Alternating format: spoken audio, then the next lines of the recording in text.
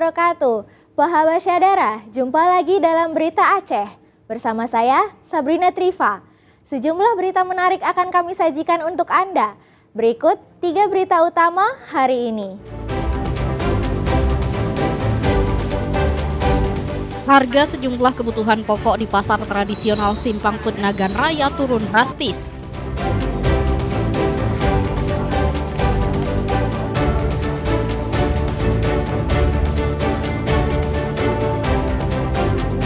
Istri nakoda kapal nelayan Aceh Timur menanti kabar suaminya yang ditangkap otoritas Thailand.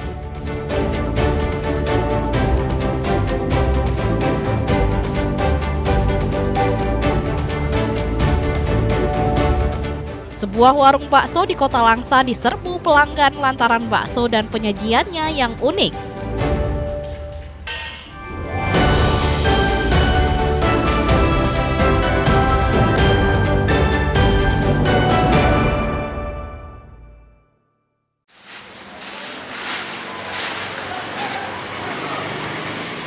Harga sejumlah kebutuhan pokok di pasar tradisional Simpang Pet Nagan Raya turun drastis. Pasokan bahan pokok yang melebihi kebutuhan diperkirakan menjadi salah satu penyebab harganya turun. Beberapa kebutuhan pokok yang turun drastis diantaranya bumbu dapur dan sayur-sayuran. Bawang merah yang sebelumnya dijual Rp37.000 per kilogram turun menjadi Rp30.000 per kilogram. Harga bawang putih juga turun menjadi Rp40.000 per kilogram. Cabai merah dan cabai hijau dijual Rp25.000 per kilogram yang sebelumnya mencapai Rp40.000 per kilogram. Harga kentang anjlok hingga Rp4.000 per kilogram. Harga tomat juga turun dari Rp20.000 menjadi Rp15.000 per kilogram. Harga bahan pokok yang turun meningkatkan omzet pedagang karena warga membelinya dalam jumlah banyak. Harga pokok sekarang sangat menurunkan kalau di pasar pagi Simpang Pet kan, sangat menurunkan. Lagi di tempat lain kita nggak tahu kan. Seperti cabai 25, cuma yang mahal jembat jeruk nipis 18.000, yang lain tomat yang mahal, bawang turun. Cabai merah harga per kilonya 25. Kalau cabai kecil per kilonya 30. Itu enceran. Kalau tolak lain lagi ya, lebih murah lagi. Itulah biasanya kita anggap naik, kadang-kadang turun. Kalau banyak masuk kan turun, kalau kurang kan naik ya. Harga bahan kebutuhan pokok diperkirakan akan kembali naik beberapa hari menjelang Hari Raya Idul Adha. Basriadi melaporkan dari Nagan Raya.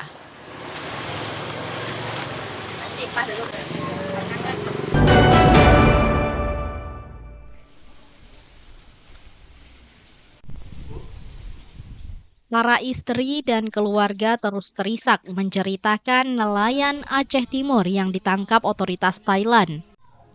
Sebagai tulang punggung keluarga, nelayan tersebut masih ditahan otoritas negeri Siam itu.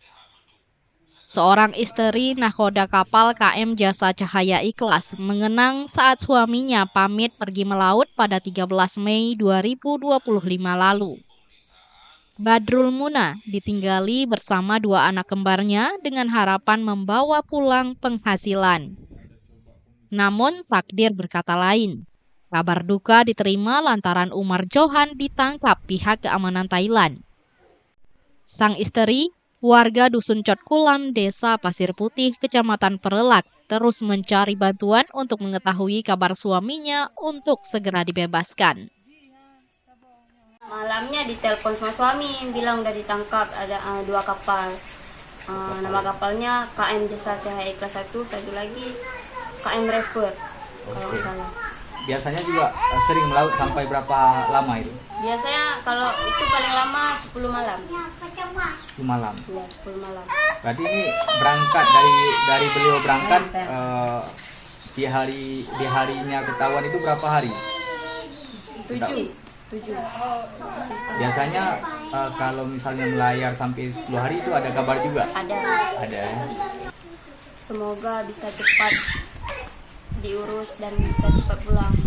Karena itu kepala keluarga dan ini ada anak 2 kembar. di sana.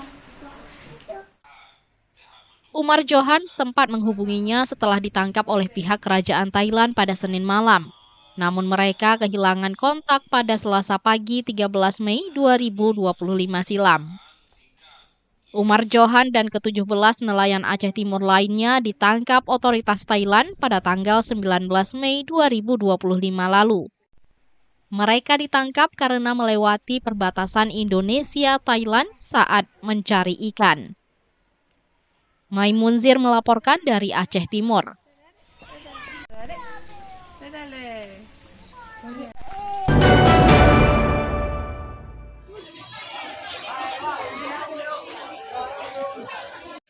Korban kebakaran di Desa Tualang Baro, Kecamatan Manyak Payet, Kabupaten Aceh Tamiang mendapat simpati berbagai pihak.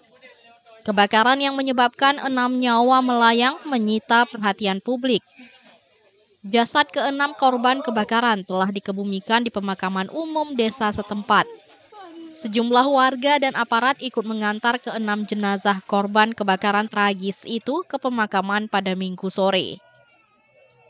Sekeluarga yang terdiri dari sepasang suami istri beserta 4 anak mereka meninggal dunia akibat terjebak kobaran api yang membakar ruko.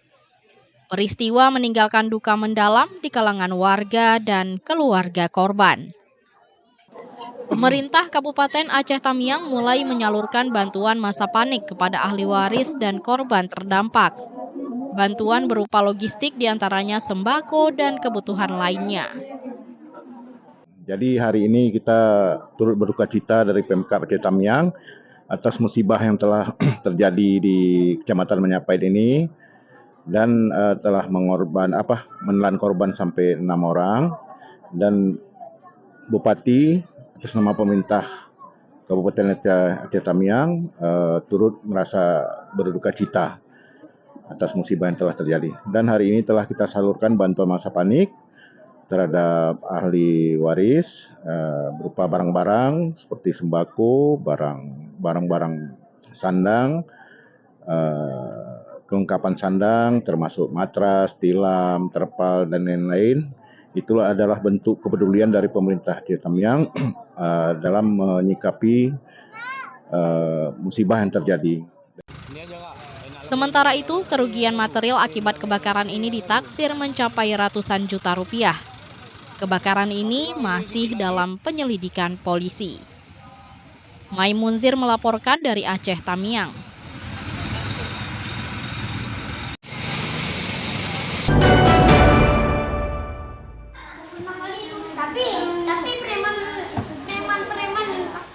Rencana pencairan tunjangan insentif guru non-ASN disambut gembira. Para guru non-ASN sudah lama menanti dana insentif, apalagi menjelang Hari Raya Idul Adha. Pencairan insentif guru bukan ASN pada Juni 2025 mendatang merupakan berkah bagi mereka. Kantor Kemenak Aceh Besar ikut gembira dan siap memfasilitasi para pendidik anak bangsa ini. Pencairan insentif dari pemerintah akan menambah semangat mereka dalam mengajar. Apalagi dana tersebut bisa digunakan sebagai tambahan pendapatan di saat kebutuhan terus meningkat. Proses ini bukan di kita, prosesnya itu di tingkat pusat berdasarkan sistem.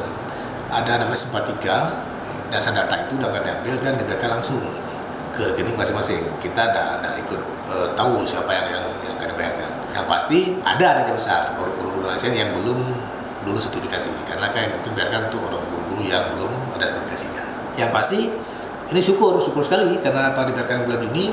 Saya kira memang ini satu anugerah besar bagi guru kami yang memang selama ini hanya mendapat gaji sedikit, ada tambahan di pas momen Idul Adha, ini kan sangat-sangat bagus sekali saya kira. Begitupun kantor Kemenak Aceh Besar belum dapat memastikan jumlah serta guru non-ASN yang akan menerima insentif tersebut. Penentuan penerima merupakan wewenang Kementerian Agama. Dana tersebut dicairkan langsung ke rekening masing-masing. Sementara itu, jumlah insentif per guru non-ASN sebesar Rp250.000 per bulan dan dibayarkan dalam 2 tahap dalam setahun. Tim Liputan melaporkan dari Aceh Besar.